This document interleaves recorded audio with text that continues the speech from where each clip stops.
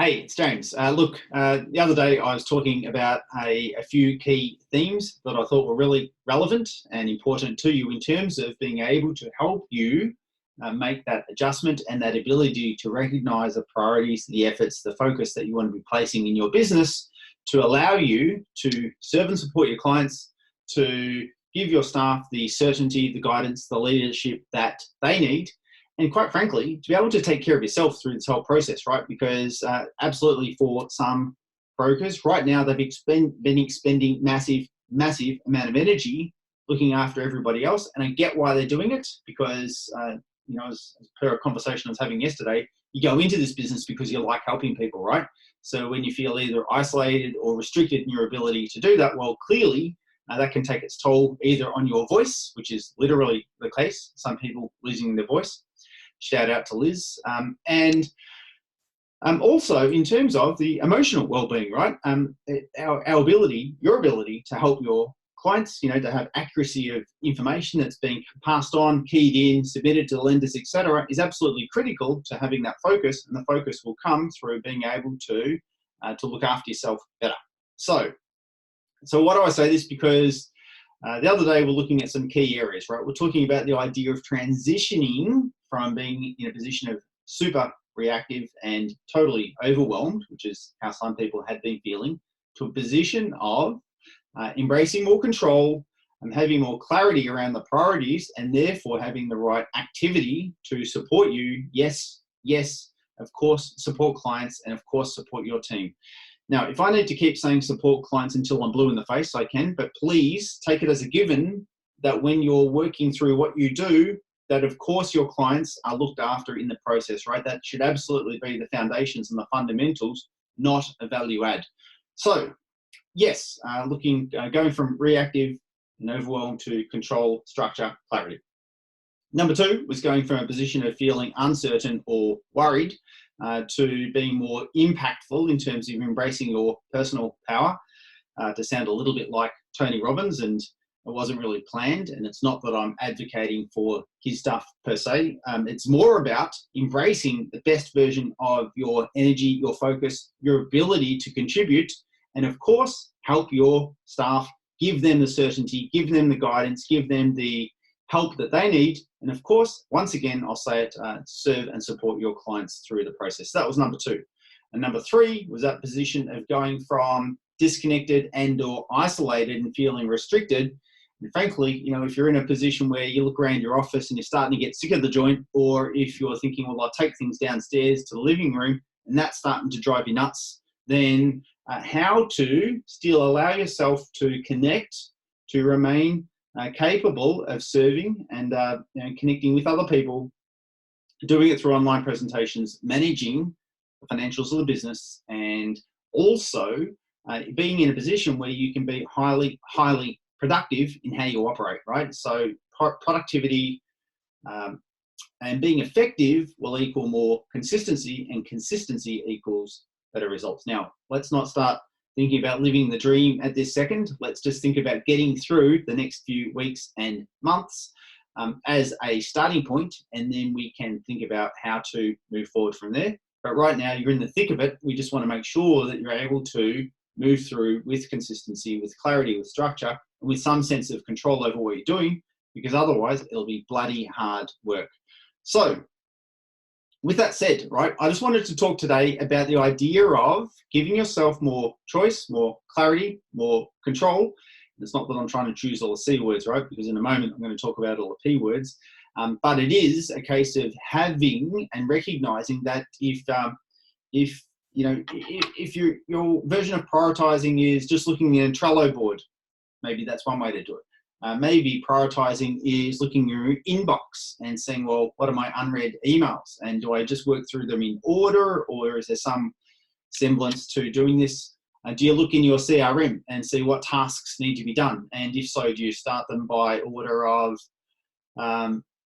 getting loan doc signed versus submission of a deal, right? Or servicing a new lead, right? How do you prioritize? Now, I'm not saying any or all of those things aren't important, because they are, but I just wanted to talk today quickly about a couple of things that I think can, this by the way is my version of drawing a square, so that you can have, keyword here, structure, and therefore choice in your ability to where your focus can be placed, so that you're not feeling totally out of control and you're at the whim of everything and everybody else.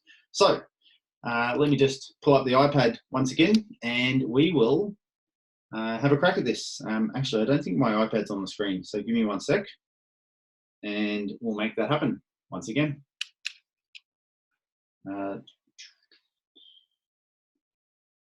Here we go. Oops, wrong thing. I'll tell you what else is funny, is when you try and click on this computer screen onto the iPad, that is down here. So here's the iPad. There's a computer screen. I was clicking my mouse onto the iPad there, which just a pro tip here, that doesn't work. Okay, so let's have a look at the whole idea of prioritizing things. So we'll put a line through the middle, and I'm just going to choose 4 words that I think are highly relevant. And they're not necessarily in this order, but they are personal.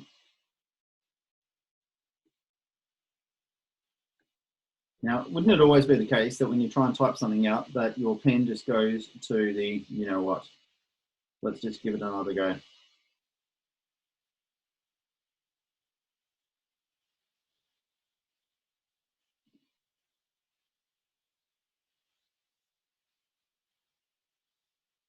Personal. Looks more like an O than an A. There you go, it's got a little line there. Okay, great. So personal, right? One of the priorities. In other words, how can you prioritize some energy and effort for you? And number 2 is people.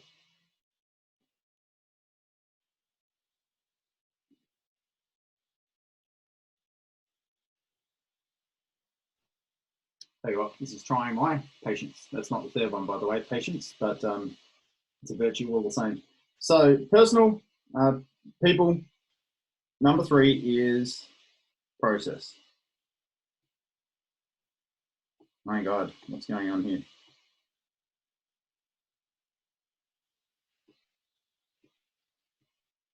Anyway, you get the idea.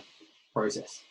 I had someone say to me the other day that they were going to use a bit of this downtime, you know, their words, not mine, to work on fixing the processes in their business. And she's given choice, right? Prioritizing that.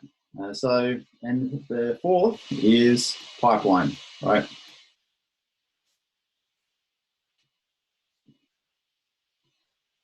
I don't want to throw the baby out with the bathwater here in terms of we don't want to just push everything that's new business related to the side. Yes, yes, we, like I said before, want to serve clients. Yes, we want to look after their well-being. Yes, as a consequence of that, protect your trail, of course, right? But we also want to have the opportunity to earn future new business. In other words, your pipeline, right? So we keep opportunities in there that may not necessarily come to fruition in the next week or 2 or 3, but the more that we've got there, then opportunities can drop over time. So they're the 4 priorities that I think could be helpful. You could put more in there if you wanted to, but frankly, if you put everything in there, then nothing's a priority. So let's just look at that as a starting point. I just realised I made a spelling mistake. Personal is with an O, so not an A. So that's my fault. Actually, it's a little embarrassing.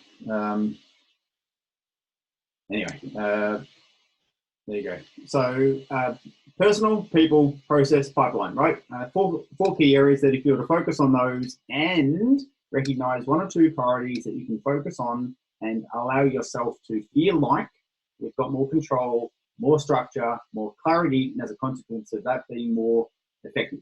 So I hope that's helpful. If you're thinking about, you'd love to learn more about this type of stuff, then we're absolutely in a position where we'll be launching a new way of supporting brokers, helping them out through this period of time. We want to absolutely do our best to contribute as well. It's going to be called the Pivot Plan. And so if you're interested to learn a little bit more about the Pivot Plan, and if it could be helpful for you, then just put the word pivot down below, P-I-V-O-T, pivot down below, because it'll be an opportunity to connect for us and learn more about what's important for you and see whether we could potentially contribute to your ongoing success, that clarity, that focus, that structure, and help you through this journey as well. So with that said, thanks for the time just now. Hope you're well, stay strong, and we'll talk to you soon. Cheers.